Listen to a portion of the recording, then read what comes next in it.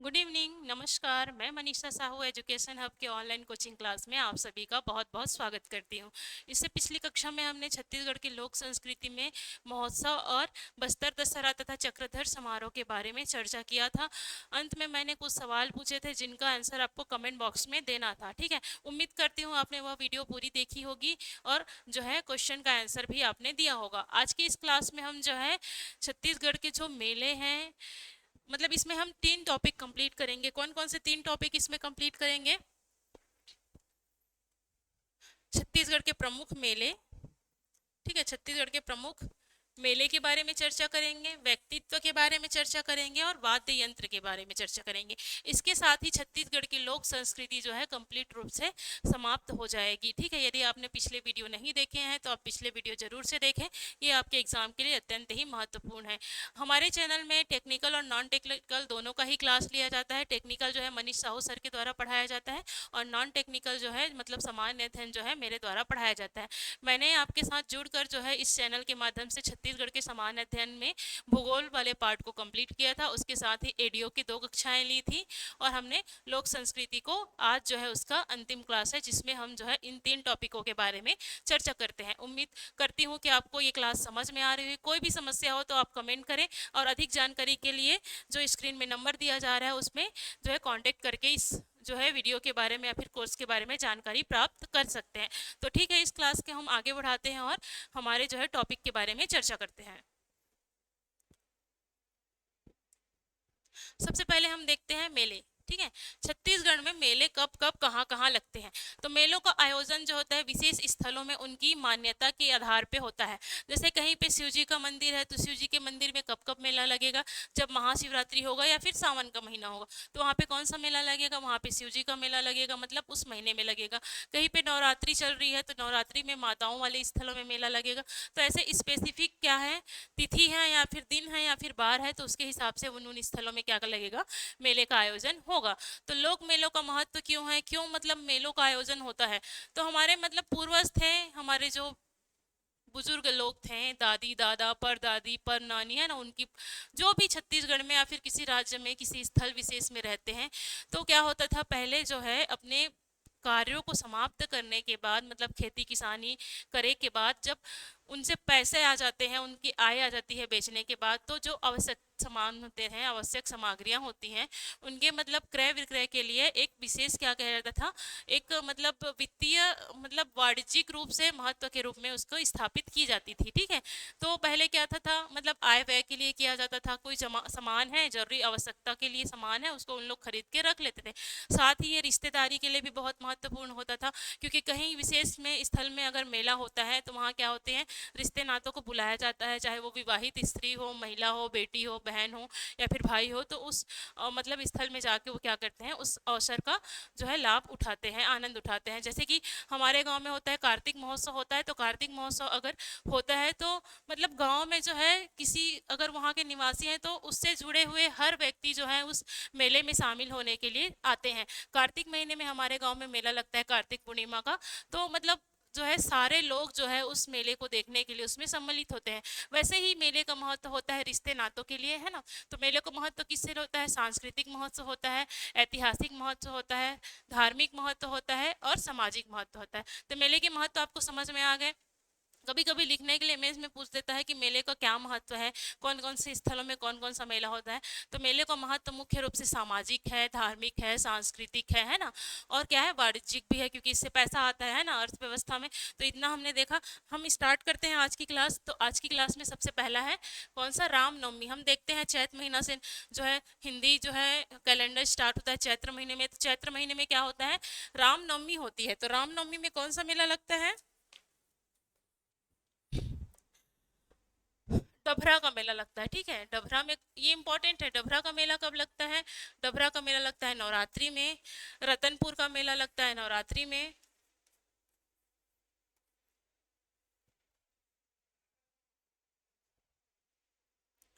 चंद्रपुर का मेला लगता है। जितने भी देवी स्थल है ना, जैसे कि डोंगरगढ़ है, इन सब में कब लगता है मेला, चैत्र नवरात्रि में लगता है मेला। ठीक है, मल्हार का लगता है। ठीक, इतना समझ में आ गया। फिर आता है माघी पूर्णिमा से लेके महाशिवरात्रि तक।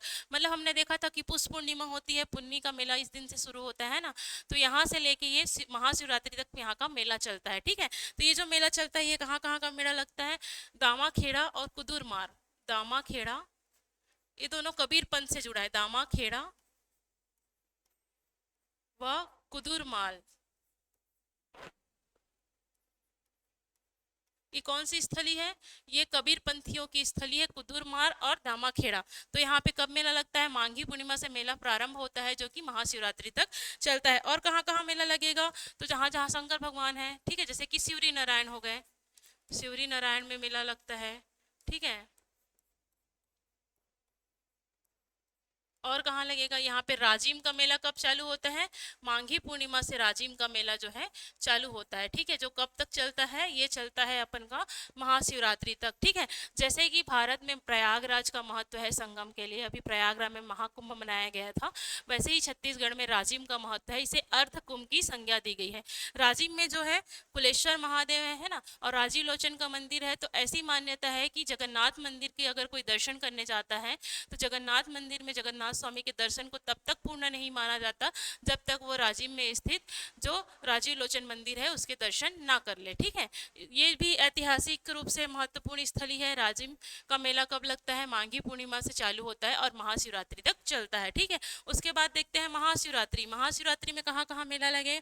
जहाँ जहाँ शंकर भगवान है वहाँ वहाँ महाशिवरात्रि का मेला लगेगा। ठीक है, किलकिला का मेला, किलकिला का मेला लगता है। कापू, कापू कहाँ है? सूरजपुर के आसपास है कापू। कापू का मेला कहाँ लगता है? सरगुजा में लगता है। और किलकिला का मेला जसपुर में लगता है। कापू का मेला कहाँ लगता है? सरगुजा में लगता है। और किलकिला का मेला कहाँ लगता है? जसपुर में लगता है। ठीक है, उसके बाद हम क्या देखते हैं? नवरात्रि में, नवरात्रि में कहाँ कहाँ मेला लगेगा? जहाँ जहाँ माता का मंदिर है, जैसे कि मल्हार, रतनपुर, डोंगरगढ़, सभी छोटे छोटे स्थलों में भी लगता है। रतनपुर हो गया, डोंगरगढ़ हो गया, दंतेवाड़ा, आपके आसपास में जो भी माता रानी का मंदिर होगा वहां पे क्या होता है? नवरात्रि में मेला लगता है। ठीक है, फिर कार्तिक, पौष पूर्णिमा और कार्तिक पूर्णिमा। ठीक है, पुष्य पूर्णिमा में कहाँ मेला लगता है? पुष्य पूर्णिमा में मेला लगता है तुरतुरिया का मेला, तुरतुरिया। ठीक है, तुरतुरिया, तुरतुरिया जो है रामायण कालीन स्थल है। कौन सी कालीन? रामायण कालीन स्थल है तुरतुरिया। ठीक है, वाल्मीकि का आश्रम माना जाता है। तुरतुरिया कहाँ है? बलौदा बाजार में स्थित है तुरतुरिया। ठीक है, और कहाँ लगता है मेला? चंपारण में। कहाँ लगता है? चंपारण में। इससे पिछले कक्षा में हमने देखा कि चंपारण किसकी जन्म स्थली है? वल्लभाचार्य की जन्म स्थली है। कौन? अपन की चंपारण। चंपारण में मेला कब लगता है? तो पुष्प कार्तिक मतलब पुष्य पूर्णिमा में कहाँ कहाँ मेला लगता है? तो पुष्य पूर्णिमा मेला लगता है तुरतुरिया का, और चंपारण का मेला जो है इसमें लगता है। ठीक है, पुष्य पूर्णिमा में। ठीक, पुष्य पूर्णिमा में कहाँ कहाँ मेला लगता है?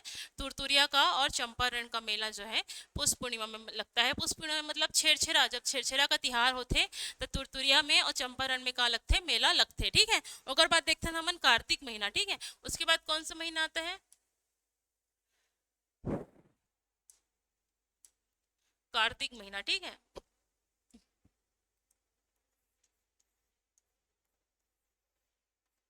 कार्तिक माह। ठीक है, तो कार्तिक माह में कहाँ लगता है? हमने तीज त्योहार वाले में पढ़ा था, कार्तिक माह में लगता है रायपुर के, रायपुर में लगता है। कहाँ पे? महादेव घाट में। कहाँ लगता है? महादेव घाट में। ठीक है,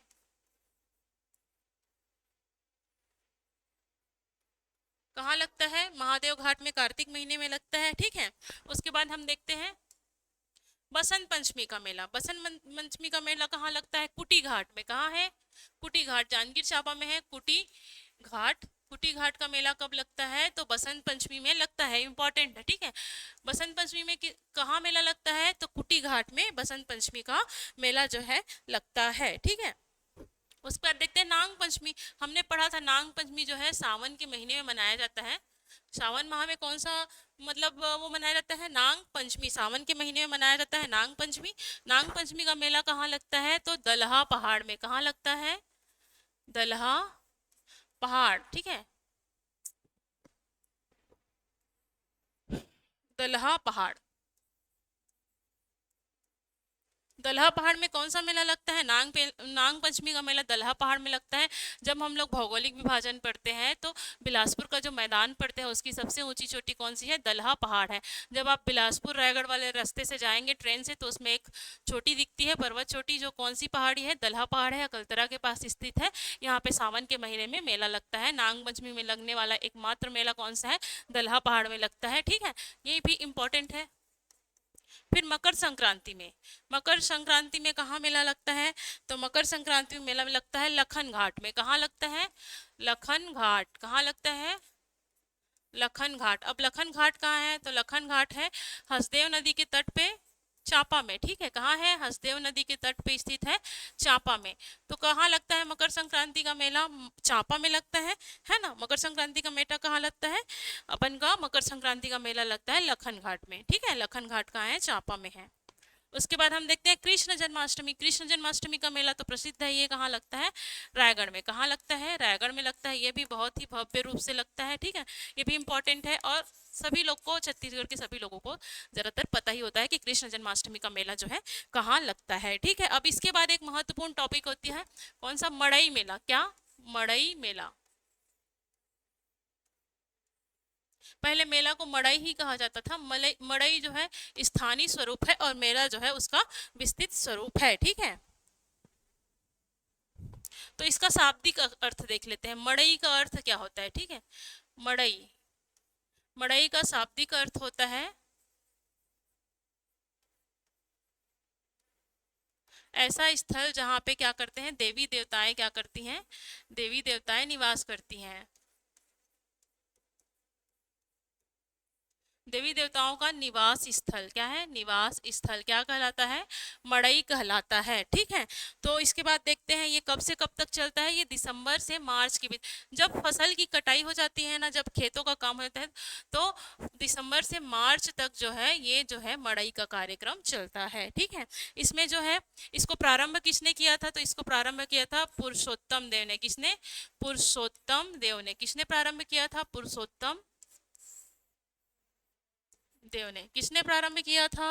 पुरुषोत्तम देव ने इसे प्रारंभ किया था, ठीक है। इसके आराध्य देव कौन है? मतलब कोई भी मेला के आराध्य देव होते हैं, ठीक है। आराध्य देव मतलब उसके प्रमुख जो देवी देवता हैं वो कौन से हैं? अंगा देव हैं। इससे क्वेश्चन आया था कि अंगा देव किस से संबंधित है? तो अंगा देव जो है मड़ई मेला से संबंधित है। और ये किससे बने होते हैं?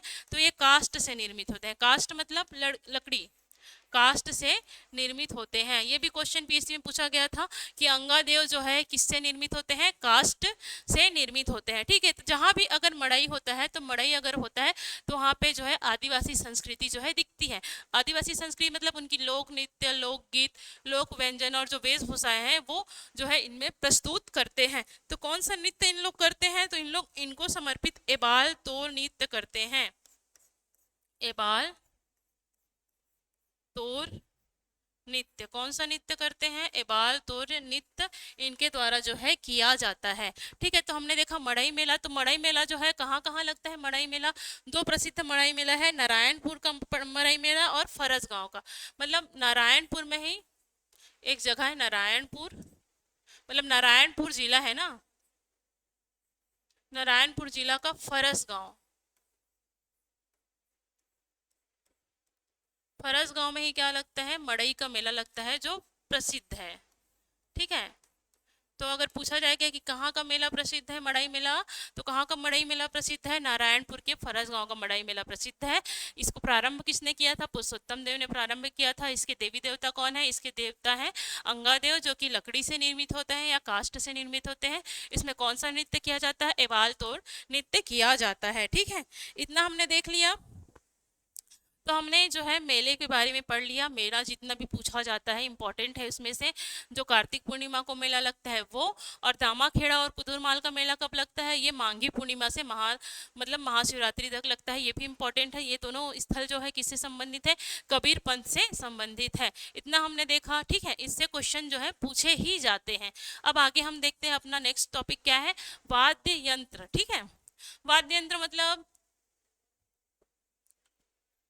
वाद्य यंत्र मतलब कोई भी नाच गाना होता है, अगर कोई भी नृत्य होता है, संगीत होता है, तो बैकग्राउंड में जो म्यूजिक बजता रहता है, वो जो म्यूजिक होता है वो म्यूजिक किससे आता है? लोक वाद्य यंत्र से आता है। वाद्य यंत्र मतलब म्यूजिकल इंस्ट्रूमेंट, ठीक है। म्यूजिकल इंस्ट्रूमेंट जो है छत्तीसगढ़ में अपने अपने राज्य में अलग अलग होता है। तो छत्तीसगढ़ में उसमें कौन कौन से वाद्य यंत्र हैं, तो उसको जानने के लिए हम लोग इसको अलग अलग वर्गों में विभाजित कर सकते हैं। अलग अलग कौन से वर्गों में बांट सकते हैं? तो अलग अलग वर्गों में बांट सकते हैं, ठीक है। इसको तो अलग अलग कौन से वर्गों में बांट सकते हैं? तत् वाद्य यंत्र। तत् मतलब जिसमें तार लगा हो, ठीक है। तार के माध्यम से आवाज आए, जैसे कि गिटार, गिटार में तार होता है तो उसे क्या बोल सकते हैं? तत् वाद्य यंत्र। मतलब तार का यूज करके यदि उसमें कोई साउंड आता है, उसमें कोई आवाज आता है, कोई म्यूजिक जनरेट होता है, उसे तत् वाद्य यंत्र कहा जाता है, ठीक है। उसके बाद हम लोग देखते हैं वितत। वितत मतलब जिसमें तार नहीं होता। तार नहीं होता तो क्या होता है? एक से एक बाहर का खोल मिट्टी से निर्मित होता है और उसके साइड साइड में जो है चमड़ा लगाया जाता है। तो चमड़ा लगाकर जो एक संरचना बनाई जाती है उसे ही क्या कहते हैं? वितत कहा जाता है। वितत के बाद आता है घन। घन मतलब ठोस। ठोस मतलब जैसे कि पीतल हो गया, लोहा हो गया, कांसा हो गया, उससे निर्मित यदि कोई वाद्य यंत्र है उसे क्या कहा जाता है? घन वाद्य यंत्र कहा जाता है। तो हम सबसे पहले कौन से वाद्य यंत्र के बारे में चर्चा करेंगे? तत् वाद्य यंत्र। तत् वाद्य यंत्र में कौन है सबसे महत्वपूर्ण वाद्य यंत्र? है धनकुल। क्या है? धनकुल। धनकुल वाद्य यंत्र पूछा जाता है। धनकुल वाद्य यंत्र में क्या होता है? तो लक्ष्मी जागर एक महोत्सव होता है या फिर एक त्योहार होता है आदिवासियों में, क्या कौन सा? लक्ष्मी जागर, ठीक है। लक्ष्मी जागर करके एक होता है जिसमें उन लोग वाद्य यंत्र के रूप में किसको यूज करते हैं? वाद्य यंत्र के रूप में उन्होंने वो लोग जो है धनकुल को यूज करते हैं। धनकुल में क्या होता है? एक घड़ा होता है, ठीक है। एक घड़ा होता है, घड़ा को रखा जाता है, ठीक है। घड़ा को ऐसे रख दिए, घड़ा के ऊपर सूपा को ढक दिया जाता है, ठीक है। सूपा को ढक दिए तो ये क्या हो गया? बंद टाइप का हो गया है ना। अब इसमें क्या करते हैं? बांस से क्या किया जाता है? इसको बांस और तीर से, इसमें तीर होता है और बांस भी होता है, बांस और तीर के माध्यम से उसको बजाया जाता है तो एक साउंड जनरेट करता है, जिसे क्या कहते हैं? धनकुल कहते हैं। तो पूछा जाता है कि धनकुल वाद्य यंत्र कौन से वर्ग में आता है? तो सबसे पहले वो तत् वाद्य यंत्र में आता है। और उसमें कौन कौन से अन्य जो है उसके कंप्लीट रूप से उसको कवर करते हैं, तो उसमें एक घड़ा होता है या फिर मटका होता है, एक सूपा होता है, एक बांस का लकड़ी होता है और एक क्या होता है? तीर होता है, ठीक है। ये मुख्य रूप से जो है पूजा पाठ में मतलब लक्ष्मी जागर एक जो पूजा होता है या फिर एक जो उत्सव होता है उसमें इसका प्रयोग जो है किया जाता है। इतना समझ में आ गया। उसके बाद और क्या आता है? किरकिच आता है और राम बाजा। राम बाजा, कुंभीर, किरकिच ये किस में आते हैं? ये तत् वाद्य यंत्र में आते हैं। इसमें इंपॉर्टेंट है कौन सा? धनकुल, ठीक है। उसके बाद दूसरा देखते हैं हम लोग वितत। क्या? वितत। वितत मतलब क्या? जिसमें एक ऐसी संरचना होती है, ठीक है। ये अंदर खोखला रहेगा और इसका ऊपर का संरचना मिट्टी से बना हुआ रहेगा, ठीक है। और ये जो बाहर है इसमें जो है चमड़े का क्या लगा रहता है? परत लगा रहता है, ठीक है। तो इसमें जब इससे हाथ से पीटा जाता है तो क्योंकि इसका दो मुख है इसलिए इसको क्या बोलते हैं? दो मुखी। क्या बोलते हैं? दो मुखी। अगर किसी का क्या हो? एक ही मुंह हो, एक मुख हो, ठीक है, तो इसे क्या बोलते हैं? एक मुखी। तो वितत को कितने भाग में बांट सकते हैं? एक मुखी और दो मुखी भागों में बांट सकते हैं, ठीक है। तो हमारा एक मुखी में किस में आएगा? एक मुखी में आता है नगाड़ा, ठीक है। नगाड़ा जो होली में बजाया जाता है, नगाड़ा, ठीक है। और दूसरा आता है ताशा, ठीक है। देखे होगे ताशा और नगाड़ा आपने देखा होगा। यदि आपने देखा होगा तो ये आपके दिमाग में चल रहा होगा उसका चित्र जो है, तो ये आपको याद हो जाएगा। यदि हम किसी चीज को देखे रहते हैं तो आसानी से हमें क्या होता है? याद हो जाता है। उसके बाद आता है दो मुखी। दो मुखी में क्या आएगा? ढोल, ढोल, ढोलक, ढोलकी जो है किस में आएगा? दो मुखी में आएगा, ठीक है। ढोल का ही एक रूप है विरिया ढोल, जो आदिवासी लोग अपने नृत्य में यूज करते हैं, विरिया ढोल, ठीक है। रायगढ़ी और तुड़बुड़ी, रायगढ़ी और तुड़बुड़ी। तो इसमें इंपॉर्टेंट कौन है? बिरिया ढोल, रायगढ़ी और तुड़बुड़ी। तो इसमें और सबसे ज्यादा इंपॉर्टेंट कौन सा है? रायगढ़ी। कौन सा इंपॉर्टेंट है? रायगढ़ी। तो रायगढ़ी क्या है? पीतल का बना हुआ एक जो है संरचना होता है रायगढ़ी जो है ना। तो ये रायगढ़ी का क्या काम होता है? डमरू के आकार का होता है। जो दंतेश्वरी माता के मंदिर में आरती होती है सुबह शाम, तो उस आरती में जो वाद्य यंत्र यूज किया जाता है उसे क्या कहा जाता है? रायगढ़ी कहा जाता है। ये किसी स्थान का नाम नहीं है बल्कि ये वाद्य यंत्र है। तो अगर पूछा गया क्वेश्चन है जो पूछा गया था तो कंफ्यूजन के हिसाब से लोगों ने इसे स्थल के रूप में जो है लगा के आया था, ठीक है। तो रायगढ़ी का मतलब क्या होता है? रायगढ़ी एक वाद्य यंत्र है, वितत वाद्य यंत्र, ठीक है। उसके बाद हम देखते हैं घन वाद्य यंत्र। घन मतलब जो किसी क्या करने चाहिए, किसी ठोस जो है धातु से निर्मित है यदि वो, तो उसे घन वाद्य यंत्र कहा जाएगा। घन वाद्य यंत्रों में क्या क्या शामिल है, जैसे घंटी हो गया, घंटी, घुंघरू, घंटा, है ना, घंटी, घंटा, घुंघरू और मुयांग। इसको याद रखिए, मुयांग क्या है, मुयांग। झांझ देखे होंगे आपने, जिसको हाथ में ऐसे ऐसे करके बजाते हैं, है ना, झांझ। उसका बाद चिटकुल, मंजीरा और पिटुरका। पिटुरका भी इंपॉर्टेंट है, तो मुयांग और पिटुरका को याद रखिएगा, मुयांग और पिटुरका, ठीक है। तो इतना हमने देखा तत्, वितत और घन। उसके बाद नेक्स्ट देखते हैं, एक इसी में से वर्गीकरण है क्या, सुसीर। सुसीर मतलब जिसको अगर हम मुंह से हवा देते हैं तो हवा देने से जो आवाज निकलता है उसे सुसीर वाद्य यंत्र कहा जाता है। सुसीर वाद्य यंत्र मतलब बांसुरी, एक तरीके जो बांसुरी है वो कैसा वाद्य यंत्र है, सुसीर वाद्य यंत्र है। तो देखते हैं इसमें क्या क्या आता है, बांसुरी, अकुम, तोड़ी, मोहरी और नेफ्री। नेफ्री, ठीक है। और हमने देखा था बांस।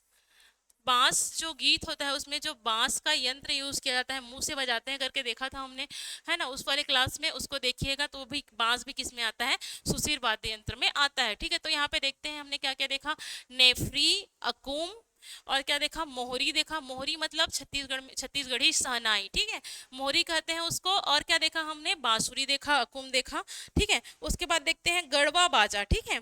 जो इम्पोर्टेंट है वो क्या है, गढ़वा बाजा। पहले जो है, पहले के लोग डीजे विजे नहीं करते थे शादी में या फिर छठी कार्यक्रम में, क्या करते थे, गढ़वा बाजा करते थे। अब तो नंदाज ही लागत है गढ़वा बाजा है, बहुत कम जन मन जानते गढ़वा बाजा होते का तेल, है ना। तो गढ़वा बाजा का होते, गढ़वा बाजा मतलब बहुत सारे वाद्य यंत्रों का समूह होता है। जैसे कि डीजे वाले रहते हैं ना, या फिर कैसे बैंड बाजा करते हैं तो उसमें अलग अलग होता है ना, कोई हारमोनियम रखा है, कोई बैंड बजा रहा है, कोई ताशा रखा है ना। तो वैसे ही गढ़वा बाजा में अलग अलग वाद्य यंत्रों का क्या होता है, समूह होता है, ठीक है। तो इसका मुख्य, इसका जान कौन होता है, मोहरी। क्या होता है, मोहरी। इसे छत्तीसगढ़ी सहनाई भी कहा जाता है, ठीक है, मोहरी। मोहरी के बाद क्या आएगा, गुदुम। ये क्वेश्चन पूछा गया था, कौन सा इसमें शामिल नहीं है, गुदुम। गुदुम बाजा, ठीक है, मोहरी, गुदुम और क्या होगा, झांझ, मदीरा, मंजीरा, झांझ, मंजीरा, ठीक है, मंजीरा, झांझ और गुदुम, मोहरी, और क्या होगा इसमें, मांदर, मांदर और नगाड़ा। मृदंग और नगाड़ा, मृदंग, नीचे नहीं दिख रहा है क्या, ऊपर लिख देती हूँ इसको, है ना, मृदंग और ताशा, ठीक है। इतना चीज इसमें क्या होता है, शामिल होता है। इसमें और क्या होता है, नगाड़ा। ताशा नहीं होता इसमें, नगाड़ा होता है, ठीक है।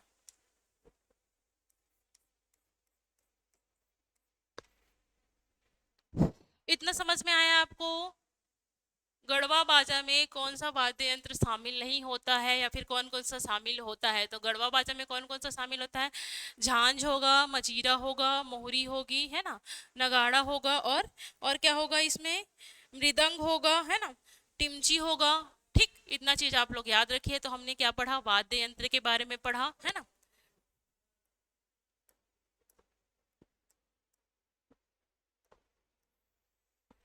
ठीक।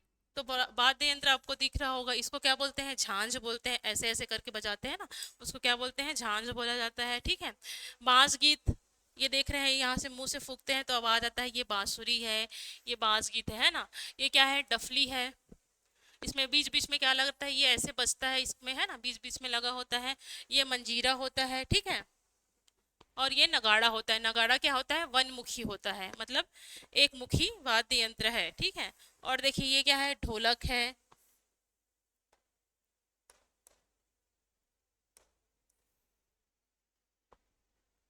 ये क्या है, ढोलक है। देखिए ढोलक का क्या होता है, दो मुखी वितत वाद्य यंत्र है ढोलक, ठीक है, ढोलक, ढोलकी, ठीक है। ये है अलगोजा। अलगोजा कैसा है, सुसीर है, कैसा है, सुसीर वाद्य यंत्र है अलगोजा, ठीक है। और ये क्या है, बांस है। तो हमने क्या क्या देखा आज के क्लास में, आज के क्लास में हमने देखा मेलों को बारे में पढ़ा और वाद्य यंत्र के बारे में पढ़ा, दो टॉपिक हो गया। तीसरा टॉपिक क्या है, तीसरा टॉपिक है लोक संस्कृति से जुड़े हुए प्रमुख कलाकार या फिर व्यक्तित्व, ठीक है। ये आज की क्लास का लास्ट होगा और इसके साथ ही लोक संस्कृति जो है समाप्त हो जाएगी, ठीक है। ठीक।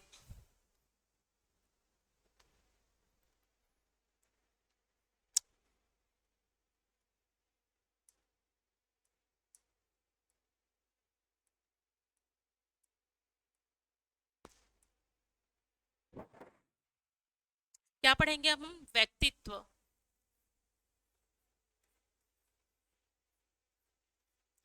मतलब हमारे जो संस्कृति है, लोक नृत्य है, लोक गायन है, कलाकार हैं, उन कलाकारों के बारे में पढ़ेंगे। सबसे इंपॉर्टेंट और सबसे पहला है तीजन बाई। कौन है? तीजन बाई, ठीक है। तो तीजन बाई कौन है? तीजन बाई एक लोक कलाकार है जो किससे संबंधित है? पांडवानी से जुड़ी हुई है। किनसे जुड़ी हुई है? पांडवानी से जुड़ी हुई कलाकार है, ठीक है। इनका प्रसिद्धि कैसा है? जो है राष्ट्रीय और अंतर्राष्ट्रीय दोनों रूप से इनको प्रसिद्धि जो है मिली हुई है, ठीक है। अब देखते हैं कि इनकी जो उपलब्धि है वो क्या है। तो इनको पद्मश्री, पद्म भूषण, पद्म विभूषण, पद्म भूषण और पद्म विभूषण दोनों से ही, तीनों से ही नवाजा जा चुका है, ठीक है। ये अंतरराष्ट्रीय ख्याति प्राप्त कलाकार हैं, ठीक है। ये कौन सी शैली से हैं? तो ये कौन सी शैली से है? ये पांडवानी की कपालिक शैली से। कौन से? कपालिक शैली से संबंधित है, ठीक है। इतना हमने देखा। इसके बाद हम देखते हैं क्या? इसके बाद देखते हैं हम लोग झाड़ू राम देवांगन। कौन से? झाड़ू राम देवांगन। ये भी किससे संबंधित है? झाड़ू राम देवांगन जी। झाड़ू राम देवांगन जी जो है पांडवानी के गुरु कहे जाते हैं, ठीक है। पांडवानी के गुरु। इन्होंने ही गीत के रूप में इसे प्रस्तुत किया था। पांडवानी के क्या है? पिता है या फिर गुरु है, ठीक है। ये कौन सी शैली से संबंधित है? ये वेदमती शैली से। कौन सी शैली से? वेदमती शैली से संबंधित है। कौन सी शैली से? पांडवानी के वेदमती शैली से ये संबंधित है, ठीक है। इतना समझ में आ गया। उसके बाद नेक्स्ट देखते हैं। अब ये पांडवानी से हो गया। अब देखते हैं पंथी गीत से संबंधित कौन है। देवदास बंजारे। कौन है? देवदास बंजारे, ठीक है। देवदास बंजारे जी किससे संबंधित है? तो ये पंथी गीत और पंथी नृत्य से संबंधित है, ठीक है। पंथी गीत या फिर पंथी नृत्य से संबंधित प्रमुख कलाकार हैं, ठीक है। उसके बाद हम देखते हैं कौन? सुरुज बाई खांडे। कौन है? सुरुज बाई खांडे। ये भी क्या है? कलाकार है, लोक कलाकार हैं, बाई खांडे जी, ठीक है। ये किससे संबंधित है? ये किससे संबंधित? ढोला मारू, ढोला मारू। और किससे संबंधित है? भरथरी गायन से संबंधित है। किससे? भरथरी गायन, ठीक है। इन दोनों से संबंधित है कौन? सुरुजबाई खांडे। उसके बाद देखते हैं लक्ष्मण मस्तूरिया। कौन? लक्ष्मण मस्तूरिया जी। ये कौन से गायन के लिए फेमस है? ये ददरिया गायन के लिए। किसके लिए? ददरिया। मोसंग चलौरे करके एक गाना है इनका जो काफी फेमस है। ये कौन सा गाना गाते हैं? ददरिया है। और इनके साथ एक और गाना है मोर संग चलौरे। ये साहित्यकार भी थे। सर्च कीजिएगा इस गाने को, मोर संग चलो रे। आपको मिल जाएगा यूट्यूब में आसानी से। इसको सुनिएगा एक बार, ठीक है। उसके बाद आता है कौन? दाऊ दुलार मंद्रा जी, ठीक है। अब नाचा के प्रमुख कलाकार आ जाएंगे। कौन है? तीन कलाकार हैं। दाऊ दुलार मंद्रा जी, इसके में फिल्म भी बन रही है ना। दाऊ दुलार मंद्रा जी ये कहाँ के थे? राजनांदगांव के थे।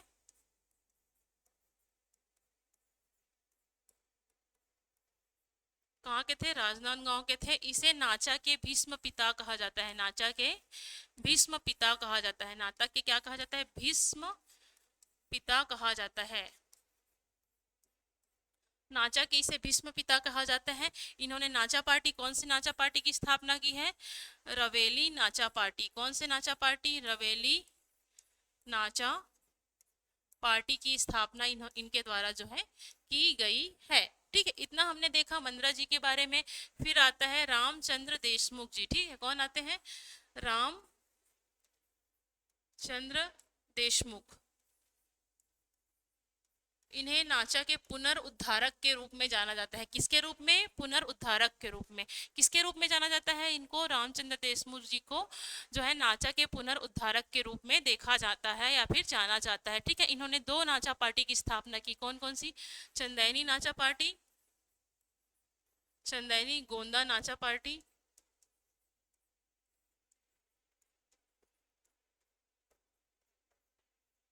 और कौन है एक देहाती कला मंच।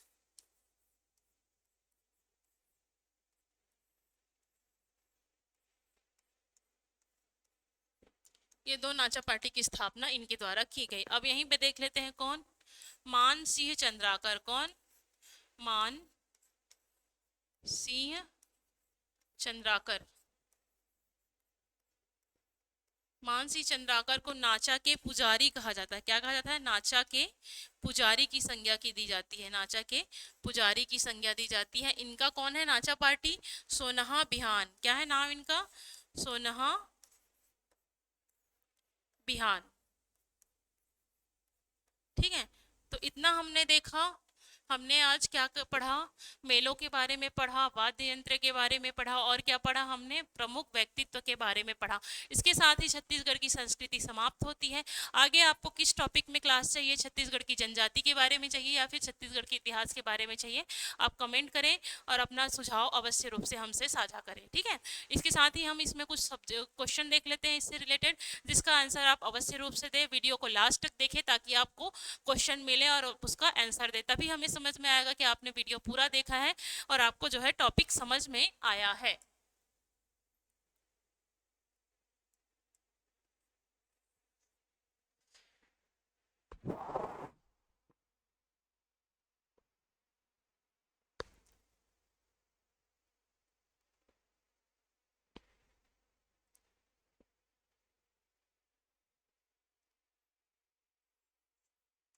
Dhankul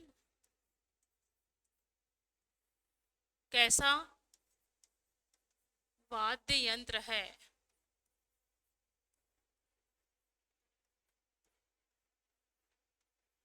option number A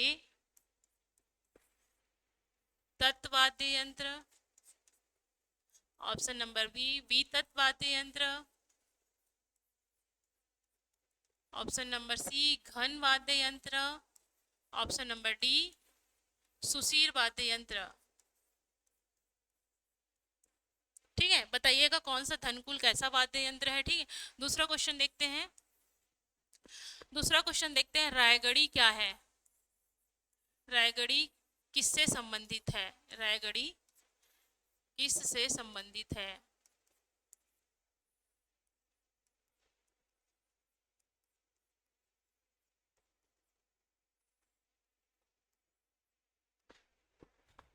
option number A है, यह एक स्थल का नाम है, का नाम है। ऑप्शन नंबर बी है, यह आदिवासी से जुड़ा हुआ संस्कृति है, आदिवासियों की संस्कृति है।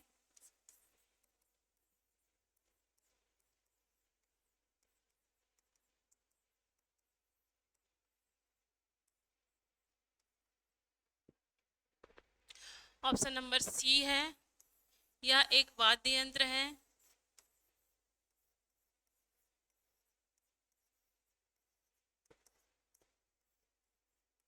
ऑप्शन नंबर डी है, उपरोक्त से कोई नहीं, उपरोक्त में से कोई नहीं। ठीक है, ये दो क्वेश्चन हुआ। दो क्वेश्चन के बाद हम नेक्स्ट क्वेश्चन देखते हैं।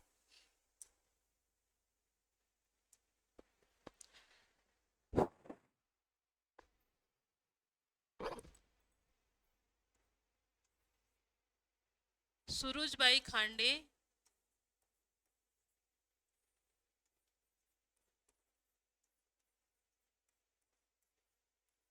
किस लोक विधा के रूप में जानी जाती है, किस लोक विधा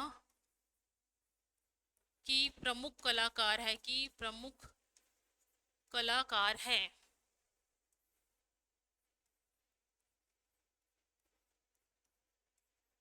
बताइएगा किस लोक विधा की प्रमुख कलाकार है। पहला option A Pandavani,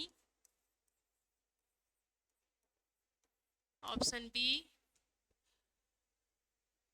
Bharthari, option C Dadaria, option number D पंथी। बताइएगा सूरजभाई खांडे किससे संबंधित है।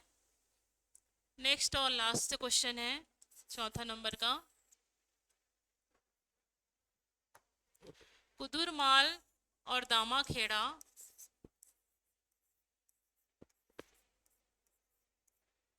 एवं दामाखेड़ा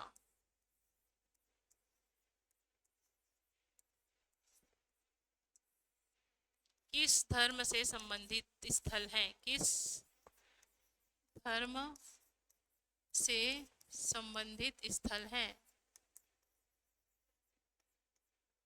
या फिर किस पंथ से। ठीक है, किस धर्म से नहीं आएगा इसमें, किस पंथ से संबंधित स्थल है। ठीक है,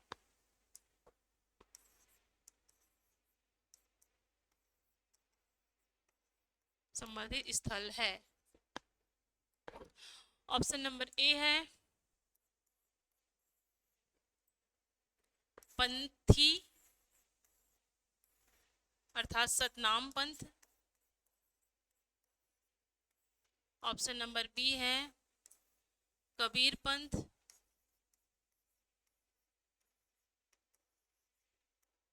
ऑप्शन नंबर सी है जैन, या फिर ऑप्शन नंबर डी उपरोक्त में से कोई नहीं। क्या आएगा, उपरोक्त में से कोई नहीं। ठीक है, तो इतना हमने देखा। अपने इस क्लास में जो पढ़े हैं उसका क्वेश्चन आपको दिया गया है। तो आप सबसे निवेदन है कि इन सवालों का जवाब आप कमेंट बॉक्स में ज़रूर करें, और यदि आपको और कोई इन्फॉर्मेशन चाहिए तो स्क्रीन में दिए गए नंबर में कॉल करके संपर्क करें और जानकारी लें। यह क्लास आपके लिए उपयोगी है तो लाइक करें, कमेंट करें, और आपको कैसा लगा हमारा क्लास ये ज़रूर बताएं, अपने दोस्तों में शेयर करें। तो फिर मिलते हैं अगले क्लास में नए टॉपिक के साथ। तब तक के लिए धन्यवाद।